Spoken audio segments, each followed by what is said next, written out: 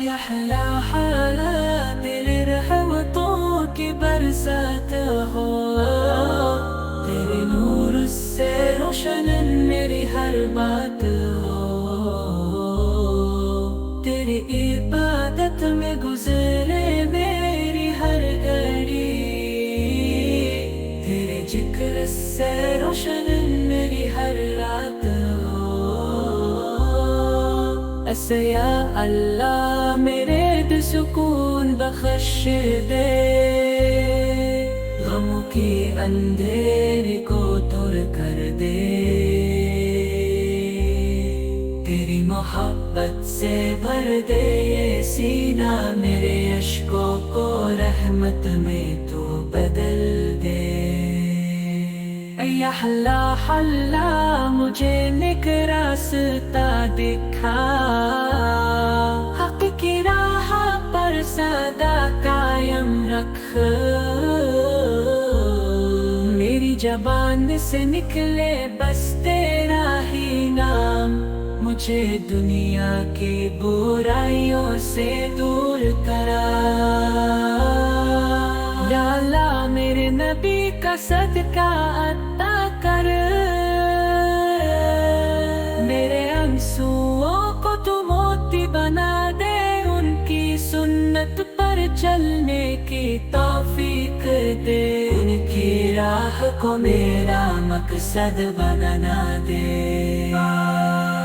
یا اللہ تیرا ذکر میرا ساز ہو، تیری یادوں میں ہر ایک راز ہو، ہر سانس میں مہکے تیری ہی تسبیح، ہر دھڑکن میں تیرا۔ حضور صلی اللہ علیہ وسلم نے فرمایا کہ اللہ تعالیٰ نے ہر عبادت کا بدلہ مقرر فرمایا ہے، جو 70 سے 700 گنا تک ہوتا ہے، اور کچھ جگہوں پر تو اس کا بدلہ بے حساب دیا جاتا ہے۔ مگر جب بات روزے کی آئے تو اللہ رب العزت نے فرمایا، روزہ میرے لیے ہے اور میں ہی اس کا بدلہ دوں گا۔ ایک حدیث میں یہ بھی ہے کہ روزہ رکھنے والے کو اللہ خود عطا ہوگا، اس لیے ہمیں اس اہم عبادت کی قدر کرنی چاہیے۔ رمضان کا مہینہ ایسا مہینہ ہے جس میں کوئی بھی عبادت اتنی پاک اور خالص نہیں ہوتی جتنی کہ روزے کی۔ نماز پڑھنے والے کو لوگ دیکھ سکتے ہیں، حج کرنے والا بھی دکھائی دیتا ہے، زکوٰۃ دینے والے کو لینے والا بھی دیکھتا ہے، لیکن روزہ ایسا عمل ہے جسے صرف اللہ اور روزے دار ہی جانتے ہیں۔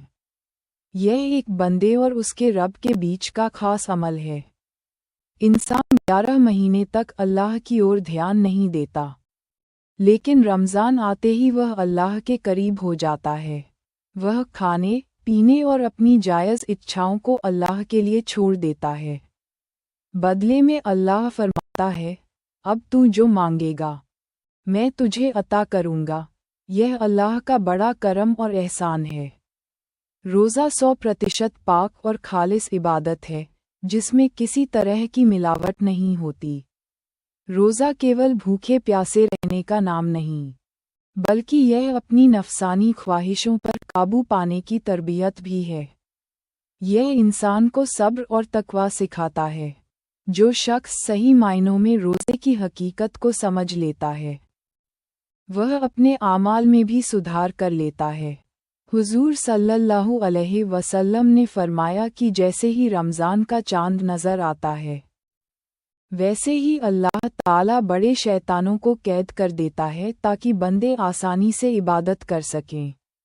لیکن اس کے باوجود اگر کوئی گناہ کرتا ہے تو اس کی وجہ یہ ہے کہ انسان کے اندر کچھ ہمزاد ہوتے ہیں جو اس کے نفس کو گناہ کی اور لے جاتے ہیں۔ ساتھ ہی اگر انسان گناہوں کا عادی ہو چکا ہو تو رمضان میں بھی اس کی وہی بری عادتیں جاری رہتی ہیں۔ اس لیے ہمیں چاہیے کہ نہ صرف باہری شیطانوں سے بلکہ اپنے اندر کے نفس سے بھی لڑنے کی کوشش کریں۔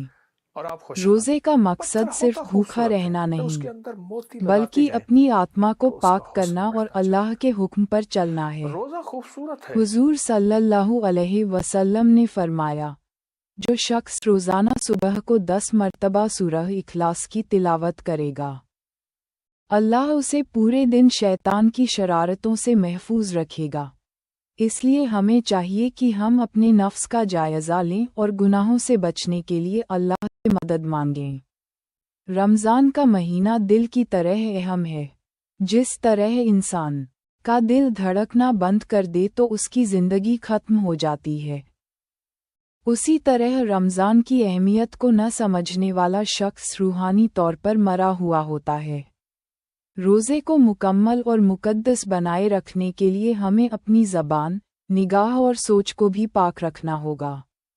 रोज़े के दौरान गीबत, झूठ, बदगुमानी और फिजूल बातों से बचना ज़रूरी है ताकि इसका सही सवाब हासिल हो सके। हजरत मौला अली करमल्लाहु वजहुल करीम ने फरमाया, अगर अल्लाह उम्मते मोहम्मदिया को अज़ाब देना चाहता तो 2 चीज़ें ना देता। पहली चीज़ माह रमज़ान और दूसरी सूरह इखलास। इसीलिए जो रमज़ान की कद्र करेगा, अल्लाह उसे अज़ाब से बचा लेगा। रमज़ान के रोज़ों में अल्लाह अपने बंदों पर रहमतों की बारिश करता है। हर रात एक नई रहमत उतरती है और अल्लाह फरमाता है कि कौन है जो मुझसे तौबा करे, मैं उसे माफ़ कर दूँ। इस महीने में जहन्नम के दरवाज़े बंद कर दिए जाते हैं और जन्नत के दरवाज़े खोल दिए जाते हैं। ये हमें अपने गुनाहों की माफ़ी मांगने और नेक आमाल करने का बेहतरीन मौका देता है। हुज़ूर सल्लल्लाहु अलैहि वसल्लम ने फरमाया, जन्नत की भी कुछ तमन्नाएं होती हैं। जन्नत 4 लोगों की मुश्ताक है। रमज़ान के रोज़े रखने वाले, कुरान की तिलावत करने वाले, अपनी ज़बान की हिफाजत करने वाले, भूखे पड़ोसियों को खाना खिलाने वाले, ये 4 लोग ऐसे हैं कि जन्नत उनके इंतज़ार में रहती है। रमज़ान की बरकतों को समझकर हमें अपने आमाल को सुधारना चाहिए और अल्लाह की रहमत के काबिल बनना चाहिए। रमज़ान का महीना एक नई शुरुआत करने का मौका है, जिसमें हम अपने बीते हुए गुनाहों से तौबा करके अपनी ज़िंदगी को अल्लाह की राह पर चला सकते हैं। रमज़ान में कुछ खास इबादतें। तहज्जुद की नमाज, ये रात के आखिरी हिस्से में पढ़ी जाती है और इसकी बहुत बड़ी फजीलत है।